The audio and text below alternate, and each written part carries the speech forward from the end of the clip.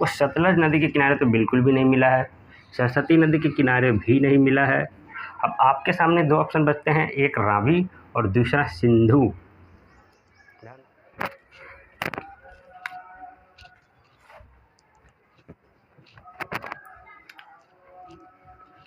Hi friends, कैसे हैं आप सब। जैसा कि आप सब जानते हैं कि पिछले क्लास में हमने सिंधु घाटी के सभ्यता के सारे स्थलों के बारे में बात किया, जितने भी स्थल हैं उन सब के बारे में बात किया, उसको किसने खोज किया, कब खोज किया, किस नदी के किनारे मिला, प्रेजेंट लोकेशन क्या है, ये सारी बातें हमने पिछले क्लास में किया।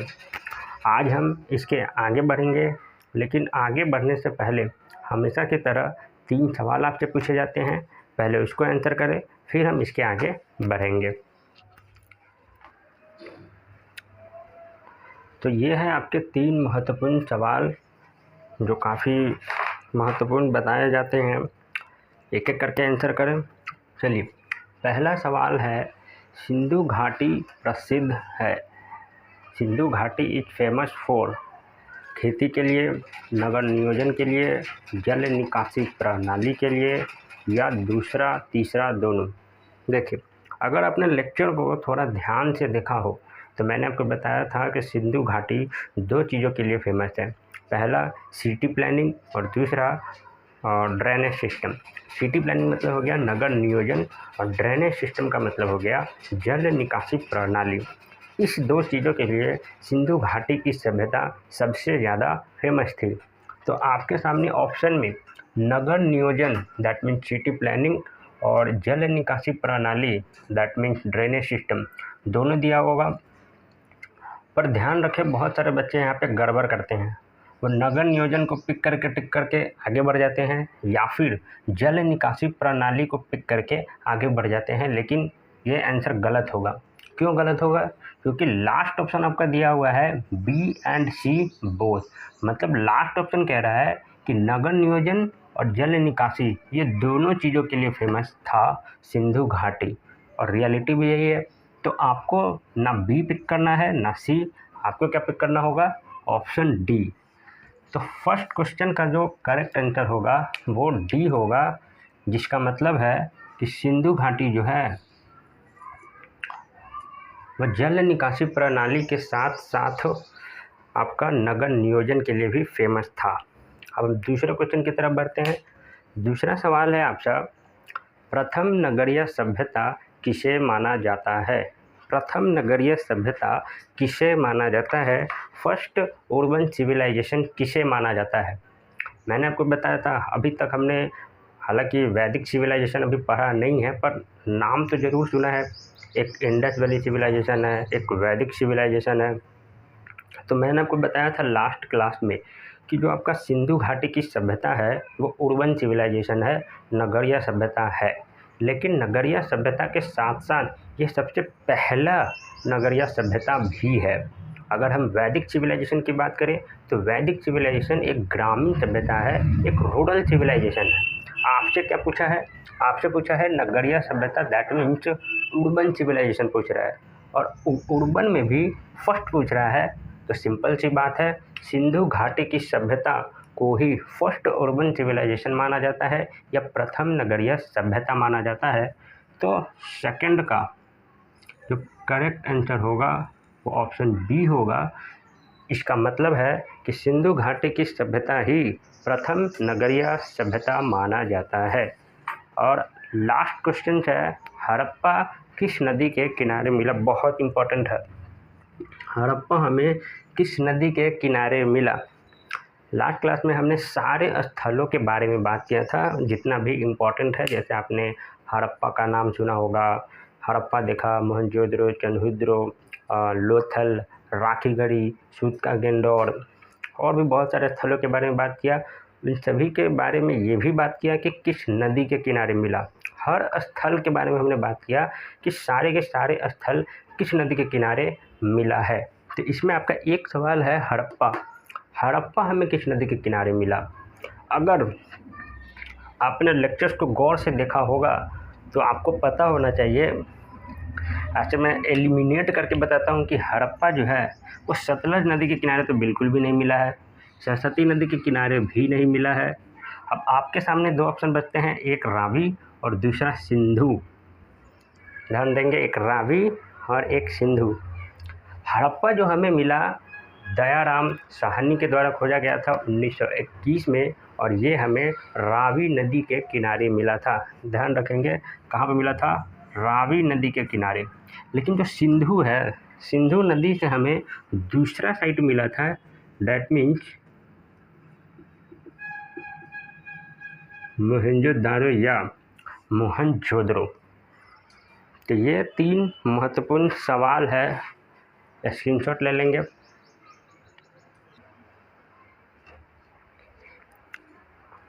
हाँ जी, तो चलिए अब हम आगे बढ़ते हैं। लेकिन एक और चीज़ मैं आप सबसे रिकमेंड करूँगा कि यदि कोई भी स्टूडेंट या कोई भी बच्चा या एस्पायरेंट इस वीडियो को देख रहा है तो लास्ट तक देखें, क्योंकि लास्ट तक देखेंगे तभी आपको ये लेक्चर समझ में आएगा। बहुत सारे बच्चे बीच में ही देखकर, आधे देखकर चले जाते हैं, इससे उनको परेशानी होता है, दिक्कत होता है। इसलिए आई रिकमेंड कि आप इस वीडियो को लास्ट तक देखें, तभी आपके लिए ज़्यादा फ़ायदेमंद होगा, क्योंकि आधा अधूरा ज्ञान कभी काम नहीं आता है। ठीक है, तो अब हम बात करते हैं हर स्थलों के बारे में। जैसे आप जानते हैं हड़प्पा है, मोहनजोदड़ो है, बनवाली है, कालीबंगा है। तो इन सभी स्थलों में हमें क्या क्या मिला, वहाँ पे क्या क्या चीज़ें पाई जाती थी, ये सारी चीज़ें अब हम बात करेंगे। और हम इसमें सबसे पहले हड़प्पा के बारे में बात करेंगे या हड़प्पा स्थल के बारे में बात करेंगे। तो हेडिंग लगाएं, हड़प्पा।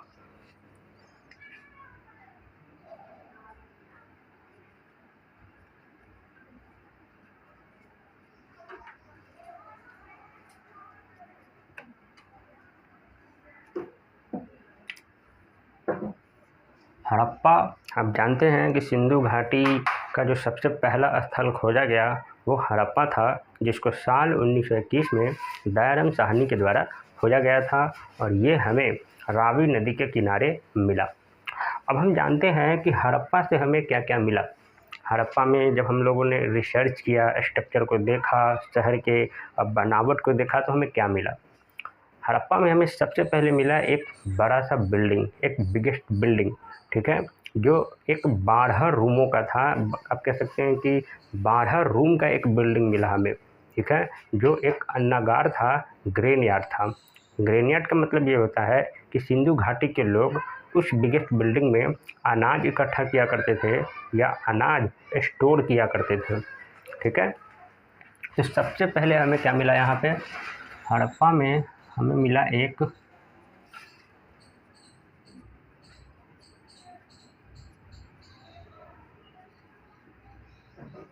बिगेस्ट बिल्डिंग या एक बड़ा सा इमारत जो 12 रूम का था या 12 कक्षों का था। 12 रूम्स, आप इसे कह सकते हैं कि एक तरह से ग्रेन यार्ड था या ग्रेन यार्ड था या अन्नागार था।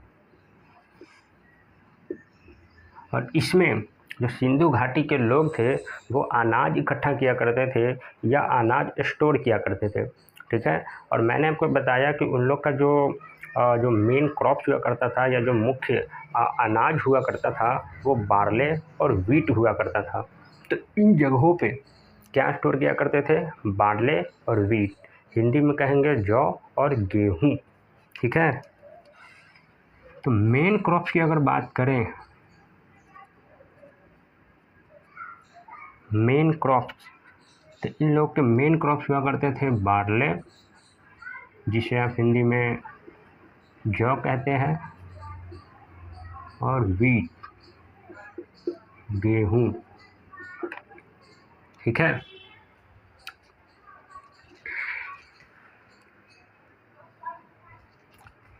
इसके बाद हमें एक ग्रेवयार्ड मिला, एक कब्रिस्तान मिला। उस कब्रिस्तान का नाम था R37 या R37। ठीक है, उस कब्रिस्तान में हमें 57 स्केलेटन्स मिले, 57 कंकाल मिले, मतलब ह्यूमन बोन्स आप कह सकते हैं, मानव की हड्डी।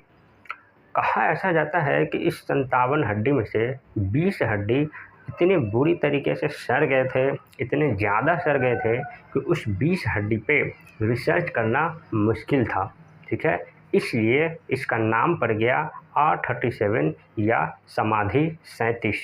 ठीक है, अब आप कहेंगे 37 नाम कैसे पड़ गया? जैसे देखिए, आप समझ सकते हैं, जैसे मैंने बोला कि 57 स्केलेटन थे, 57 कंकाल थे। मैं अंडरस्टैंडिंग के लिए बता रहा हूँ, 57 है, 20 हड्डी सड़ गए, 20 हड्डी सड़ गए, तो 57 में से 20 घटाने पे कितना आता है? 37। इसीलिए इसका नाम क्या पड़ गया? R37। जस्ट मैं अंडरस्टैंडिंग के लिए बता रहा हूँ। तो हमें एक ग्रेवयार्ड मिला, एक कब्रिस्तान मिला, जिसका नाम क्या था? R37।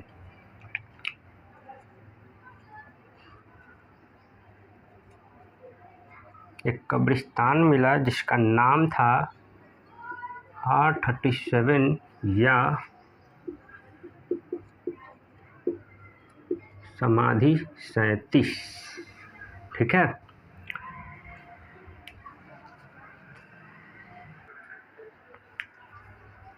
इसके अलावा हमें एक स्टैचू मिलता है गॉडेज ऑफ फर्टिलिटी का। इसका मतलब है एक उर्वरता की देवी का मूर्ति मिलता है। ये एक ऐसा मूर्ति रहता है, मतलब एक स्त्री का मूर्ति रहता है, तो उस स्त्री के गर्भ से एक पौधा उगता हुआ हमें एक ऐसा स्टैचू मिलता है। ठीक है, तो हमें एक स्टैचू मिलता है, ध्यान रखेंगे, और statue of goddess of fertility, यानी कि उर्वरता की देवी की एक स्टैचू मिलता है, और इनके गर्भ से एक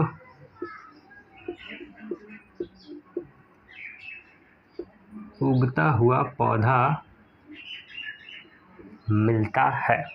ठीक है, और statue of goddess of fertility, एक उर्वरता की देवी का स्टैचू मिलता है, मूर्ति मिलता है, जिसके गर्भ से एक उगता हुआ पौधा दिखाया जाता है।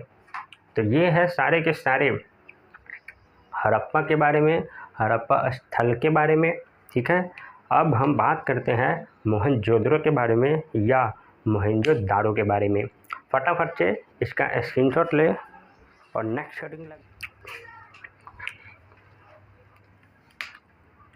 हेडिंग लगाएंगे मोहनजोदाड़ो या मोहनजोदड़ो।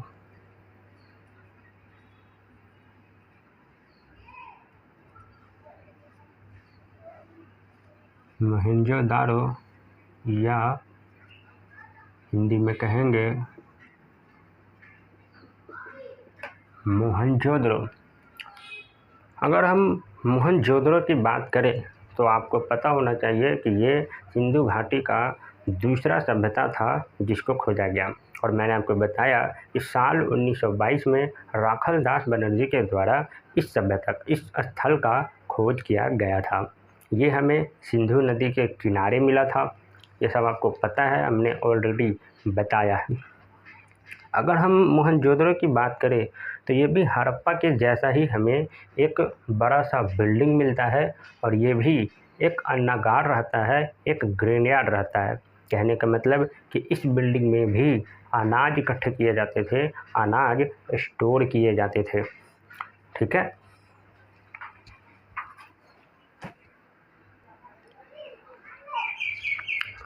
तो इसमें पहला पॉइंट लिखेंगे, मैंने आपको बताया biggest building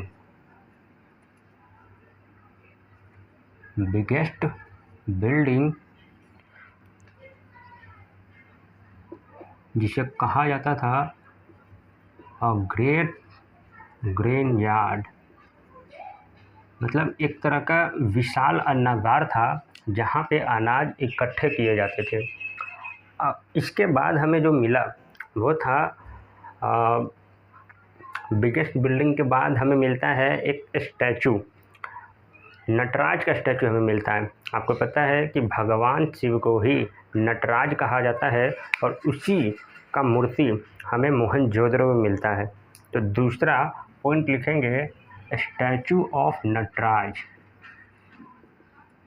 statue of Nataraja जो हमें मोहनजोदड़ो से मिलता है, और हम जानते हैं कि नटराज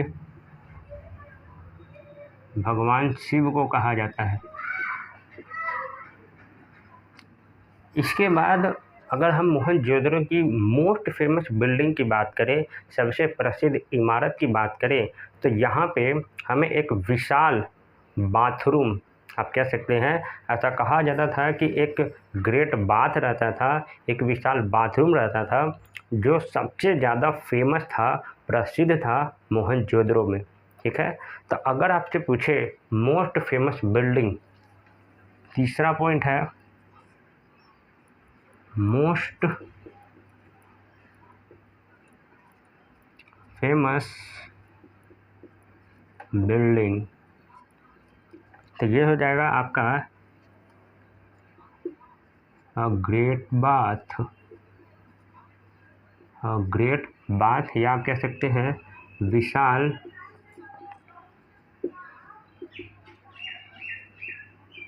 बाथरूम। ठीक है, इसके बाद हमें क्या मिला? इसके बाद हमें मिलता है statue of Pashupatinath. Statue of Pashupatinath, आपको पता है कि पशुपतिनाथ भी भगवान शिव को कहा जाता है, तो उसी चीज़ का हमें एक मूर्ति मिलता है, एक स्टैचू मिलता है। नेक्स्ट पॉइंट लिखेंगे स्टैचू ऑफ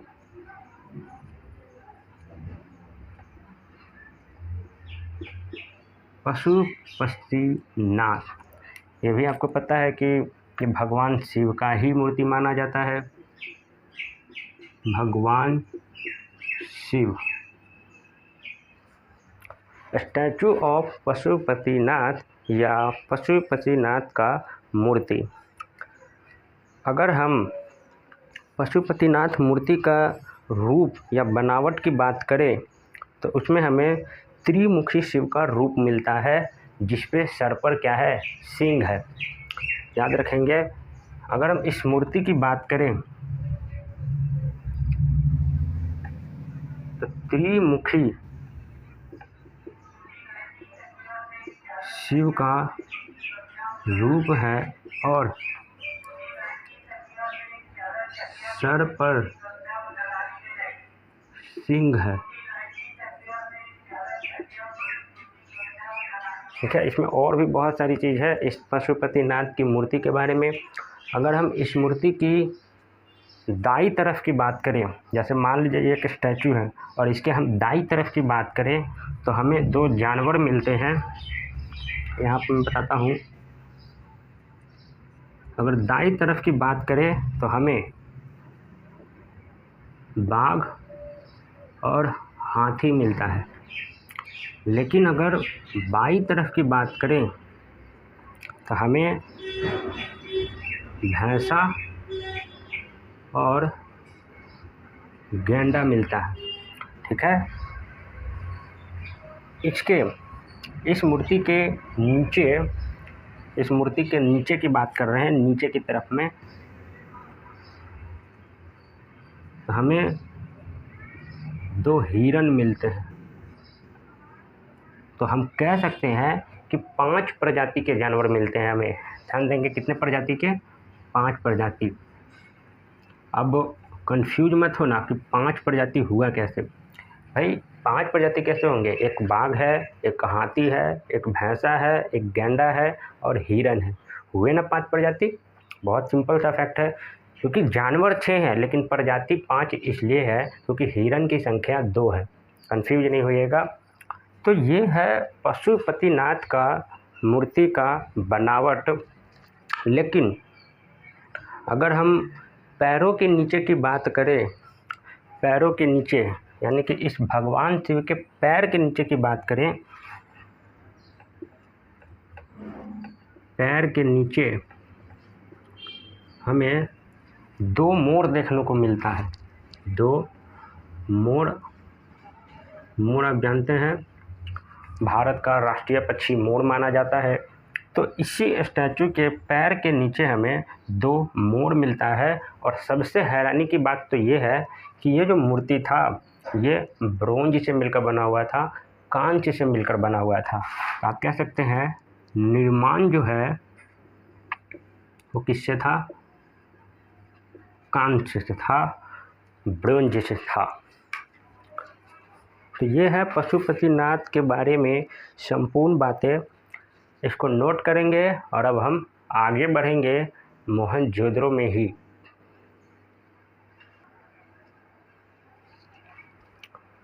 तो मेरे प्यारे भाई, ये मोहनजोदड़ो के बारे में कुछ बातें थी, अभी कुछ बातें और है, 3-4 पॉइंट और होंगे, जिसमें मोहनजोदड़ो में जब और ज़्यादा रिसर्च किया गया तो हमें एक और स्टैचू मिलता है, प्रीस्ट किंग का, एक राजपुरोहित का स्टैचू मिलता है। इसके साथ साथ हमें एक डांसिंग गर्ल का एक स्टैचू मिलता है, नाचती हुई लड़की का एक स्टैचू मिलता है। इसके अलावा हमें एक स्वास्तिक चिन्ह मिलता है, एक मुहर पर नाव का चित्र मिलता है। ठीक है, तो ये सारी चीज़ें मिलती हैं मोहनजोदड़ो से। तो अगला पॉइंट है इसमें आपका क्या बताया था मैंने? डांसिंग गर्ल के पहले क्या बताया था? प्रीस्ट किंग का एक स्टैचू ऑफ प्रीस्ट किंग, राजपुरोहित का एक हमें स्टैचू मिलता है। इसके साथ साथ स्टैचू ऑफ डांसिंग गर्ल यानी कि नाचती हुई लड़की का एक मूर्ति मिलता है। इसके साथ साथ हमें स्वास्तिक चिन्ह मिलता है। स्वास्तिक चिन्ह आपने देखा होगा। स्वास्तिक चिन्ह भगवान श्री गणेश के हाथों में आपने देखा होगा, कुछ इस तरीके से बने होते हैं। नहीं, कैसे तो बने होते हैं जी, हाँ जी, ऐसे बने होते हैं जी। ये है आपका स्वास्तिक चिन्ह। तो ऐसा हमें मोहनजोदड़ो से मिलता है। इसके अलावा एक मुहर पर, मैंने आपको बताया, एक मुहर पर नाव का चित्र मिलता है।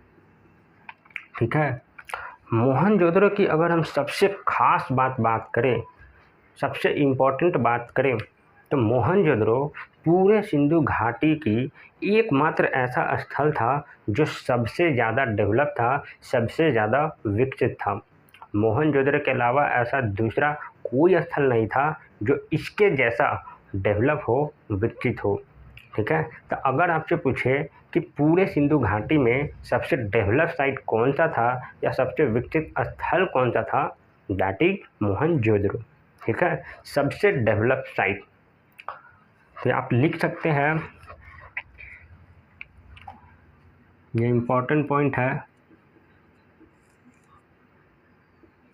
दिस साइट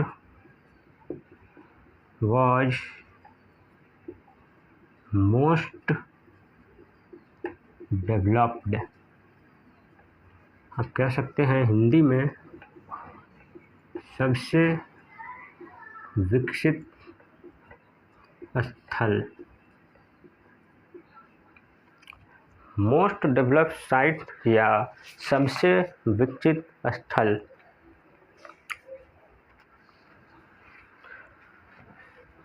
मोहनजोदड़ो के बारे में ऐसा भी कहा जाता है कि यहाँ पे जितने भी मकान हुआ करते थे वो पक्की ईंटों का बना हुआ करते थे या सॉलिड ब्रिक से बना हुआ करते थे। और उन सभी मकानों में एक कुआं हुआ करता था या एक वेल हुआ करता था। ठीक है, तो यहाँ पे लिख सकते हैं पक्की ईंटों के मकान हुआ करते थे और सभी मकानों में या सभी घरों में एक कुआं पाया जाता था, एक वेल पाया जाता था। ठीक है, कोई दिक्कत, कोई परेशानी? बहुत सिंपल तरीके से बताया गया है मोहनजोदड़ो और हड़प्पा के बारे में। तो मेरे प्यारे भाई, आज का सेशन यहीं पे होता है समाप्त। आई होप आपको ये सेशन अच्छा लगा होगा। अच्छा लगा तो वीडियो को लाइक, शेयर और चैनल को अभी तक सब्सक्राइब नहीं किया तो सब्सक्राइब भी कर ले, ताकि आपको ऐसे ही जेन्युइन कंटेंट मिलता रहे। तो मिलते हैं नेक्स्ट क्लास में। तब तक आप सब अपना बहुत सारा ध्यान रखें। जय हिंद, वंदे मातरम।